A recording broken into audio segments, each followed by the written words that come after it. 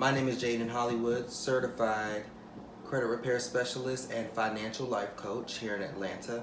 And I'm here to teach you how to be black, married, and fly on a what? You got it, a budget. Now I bet you're wondering why I'm dressed like this. I'm gonna be honest, I'm getting ready for a vacation, and part of getting ready for a vacation is trying on your vacation outfits. You feel me? I wanna feel the whole vacation vibe. I wanna dress like I'm on vacation. I want to smell the vacation air. You see, I'm going to California. Today's video is gonna be all about traveling. It's gonna be all about vacation. I'm gonna give you the tips and tricks that I've learned along the way on how to travel and how to do so on a budget. You see, most people will tell you that traveling and vacation and all of that, you have to wait till your 40s because it's too expensive. I'm here to tell you that's a bold-faced lie. I found some killer deals that people wouldn't even believe are true. I literally have to send people screenshots. And I want you to be finding those same deals. I want you to be living your best life, and I want you to be able to travel, vacation, and de-stress, because 9 times out of 10, if you're watching this video, you probably work hard. So let's get into it. Now, before we talk about finding those deals, let's talk about the planning process. See, the planning phase is a very important phase. You can't just go on vacation willy-nilly. If you do, you're gonna be spending more than you need to, okay? So first thing you need to do is pick where you wanna go and when you wanna go. I suggest planning your vacations in the year prior. So now that we're in 2019, you should be planning your vacations for 2020, planning your Memorial Day getaway, planning your Labor Day getaway, whatever holiday you wanna go out of town, go ahead and start planning it now. And what that's gonna do is it's gonna allow you to have enough time to not only save the money so that you don't have to put it on a credit card and have to pay interest, but also you're gonna be able to have time to make arrangements for whatever obligations you have. Whether that be make sure that your PTO request is approved, make sure that you have a babysitter, make sure that your family obligations are taken care of. Because when you're on vacation, you should be relaxing. Also, what you wanna do is sign up for email lists. I suggest you sign up for Frontier. I suggest you sign up for Spirit. I know people say a lot of bad things about Spirit, and I've flown Spirit quite a few times, and I'm gonna be honest, I don't have any complaints. Use your own judgment, but I don't have anything negative to say about Spirit. I also suggest that you sign up for email list for a company called Easy Rent Car, and I'm actually going to leave a link where you can rent a car, and for your first rental you'll save, I believe it's $30. And I've done a lot of research on renting cars and what company is the cheapest, and this company, believe me, I haven't found any deals better than what this company is giving. So plan a year in advance, sign up for email lists, and you also want to plan your finances. So let me break it down. There are certain times in which airline companies give deals. There are certain times in which hotel companies give deals. Those times are usually around holidays. Black Friday is the biggest one. And I know people think that there's no flight deals on Black Friday, but that's a lie. Not only Black Friday, but also Memorial Day and Labor Day. I've seen stellar deals around those holidays for flights specifically. So definitely make sure that if you have to save $2,000, let's just say, by Memorial Day, so that you can have all your money to go ahead and pay for all 3 of those vacations that you want to do, then that's going to take some planning. That's going to take, you might not be able to go out every weekend. You might have to cut back one weekend out the month, but you're setting money aside so that when Memorial Day comes, you have the cash and you're not putting it on a credit card and paying interest. Now, let's get to the fun part. Who do I buy from? So I'm gonna talk a little bit about flights, I'm gonna talk about rental cars, and I'm gonna talk about hotels. Flights, that is the biggest part. So there are a few different apps that I have on my phone. One, I have the Hopper app. With the Hopper app, it'll tell you how much it is to book that flight now and how much it'll be if you were to book it in different parts of the year. So it'll tell you 6 months from now, it might be cheaper for you to buy that flight. Or 8 months from now, if you bought that flight, this is how much more expensive it'll be. And it's all done with algorithms and it's all estimates, but I will say it gets pretty close. Pretty close. Another thing that I use for flights is called Google Flight Matrix. This is a secret. You can't tell everybody this. Because once people get on to Google Flight Matrix, it's a wrap. We're gonna have to find something else. But basically, make sure, one, you're browsing private, okay? So incognito mode, whatever it's called, because you don't want these companies to be able to track what you're doing. I don't know if y'all know this, but a lot of your shopping habits are being tracked. And once you leave, let's say you go to oldnavy.com. Once you leave oldnavy.com, you go to express.com, Old Navy is tracking that activity. It's weird, I know. Privacy is a thing of the past. If y'all didn't know, I'm sorry to burst y'all bubble. But yeah, you want to browse in private. I've actually seen where I've looked at a flight at 10 a.m. and then by 1 p.m. that flight went up $40. And it's because I was not using private browsing. I was not using incognito mode. So I guess Southwest already knew that I wanted to go to Miami real bad, and they were gonna do whatever and they were gonna put the price up because they felt like the demand went up. Man, it's crazy, but it's the truth. So in addition to Hopper and Google Flight Matrix, I also recommend you download Skyscanner. With Skyscanner, you're able to look at flight deals from various airlines.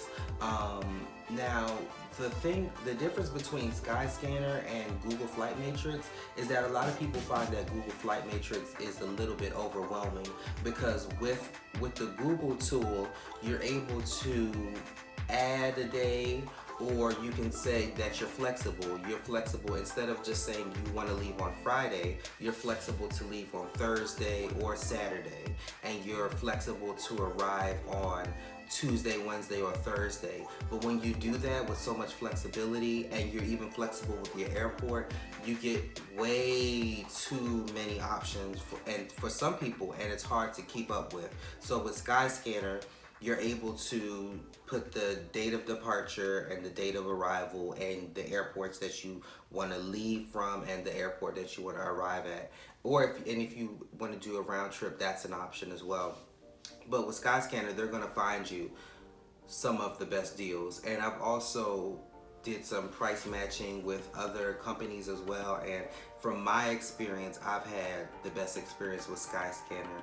It seems as though other companies that might give you a cheaper deal won't tell you what airline you're flying with. And that's not a good thing because different airlines have different rules regarding baggage. So if I'm flying with Delta, I'm able to bring my carry-on bag and it's not a problem. It's not a fee. If I'm flying Spirit, I have to essentially buy a ticket for my carry-on luggage. Your carry-on luggage is not free on Spirit. Your seat is not free on Spirit. It's a la carte. But sometimes you can, even with the a la carte system that they give you, sometimes you can still find a better deal. But you want to use Skyscanner to compare your options. You want to use Skyscanner to compare, you want to use, it'll show you Delta, it'll show you United, it'll show you Spirit, it'll show you various airlines and departure times. And man, I've saved some money. When I went to Dallas, I saved $200, over $200, I would say, by using Skyscanner. Now let's talk about when to book. I know that people say it's cheaper to book on Tuesdays, and I know you think that's crazy, but I've seen that it's true. If you wake up early in the morning, like around 5 a.m. on Tuesday, and you do your search on different websites, I have seen better deals than shopping any other day of the week, especially on Friday. It seems to be more expensive on Friday. Why, I don't know. Also, I've also noticed that earlier flights for me, like the flights first thing in the morning, those are cheaper than if you want to fly in the middle of the day. I guess because airports are more busy, so the demand is higher and more people want to fly at that time. So that's why the prices are higher if you fly out in the middle of the day versus early morning. So go on ahead, just bite the bullet, get to the airport at 4 a.m., 5 a.m., do what you gotta do to save money. Because at the end of the day, it actually ends up working in your favor if you leave first thing in the morning, because 9 times out of 10, when you get to your destination, you're closer to check-in time, and you're pretty much able to maximize your vacation. Versus, let's say you were to leave at 5 o'clock and you didn't get to the hotel until 10 p.m., then you've pretty much missed half the day being at your destination, and you've paid more for your flight. Another thing I want to talk about that's not necessarily an app, but a tool I recommend you use is TSA PreCheck. Now, I don't know how a lot of other airports are, but here in Atlanta, which is one of the busiest airports in the world, if not the busiest airport in the world, our security lines are very long. Sometimes the security lines, you can be waiting up to 2 to 3 hours. So by using TSA PreCheck, you're able to save time going through security. And myself, I'm a procrastinator. I'm gonna be honest. I wait to the last minute to do almost everything. So there are times when I get to the airport only 45 minutes, 30 minutes even before my flight, and it's crazy because it causes so much anxiety. But if I had TSA PreCheck, then there's a 97% chance that I would not have to stand in a long line, and that my security checkpoint process would be much quicker than everybody else. I recommend TSA PreCheck. It's only $85 for 5 years. So I would go online. I'll put that link in the description as well for you to look at what the requirements are and if that's something for you, and if your airport even participates in that program. Now let's talk about rental cars. I spoke about this a little bit earlier, but you can go ahead and waste your time doing your search if you want, but Easy Rent Cars just seems to be the best. It just is. It gives me the cheapest price that I'm all about. And I really don't care to be driving a Lamborghini. I really don't care to be driving a Corvette. I'll take the Kia.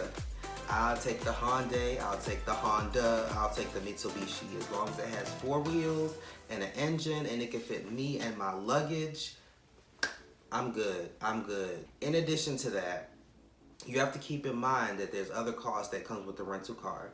If you're under 25, it's gonna cost more. Some companies won't even rent to you. You also wanna make sure that you have auto insurance if you don't wanna pay for their coverage. Depending on how long you're at your vacation destination, sometimes it makes more sense for you to not pay the anywhere from $10 to $30 a day for their protection plan. And if you were to get in an accident, just pay the deductible to your insurance company, because your insurance rolls over into this vehicle that you're in. So please be advised that you have to present your proof of insurance when you get a rental car. The last thing I want to talk about is hotels. Now, I used to use booking.com. However, I've noticed that hotels.com actually will give you better deals. If you sign up for their email list, you'll get coupons, and in addition to that, they have a rewards program. So if you want to do a hotel versus an Airbnb, then I would definitely suggest using hotels.com. Airbnb is great if you're, in my opinion, if you're doing more of a group excursion. I'm not really comfortable doing an Airbnb if I'm going on vacation by myself. That's just a personal preference for me. But Airbnb is an option as well. Something you have to be careful about these hotel deals. Sometimes these deals are non-refundable. And sometimes these deals say in the fine print, if you cancel, you still have to pay for the reservation. So if you made a $350 reservation and something came up and you can't go anymore, they're still going to keep your money. So make sure you read the fine print. As always, have fun making those money moves. And I'm off to catch my flight. Got about 30 minutes to catch it, but hey, procrastination at its best. I'll talk to y'all later.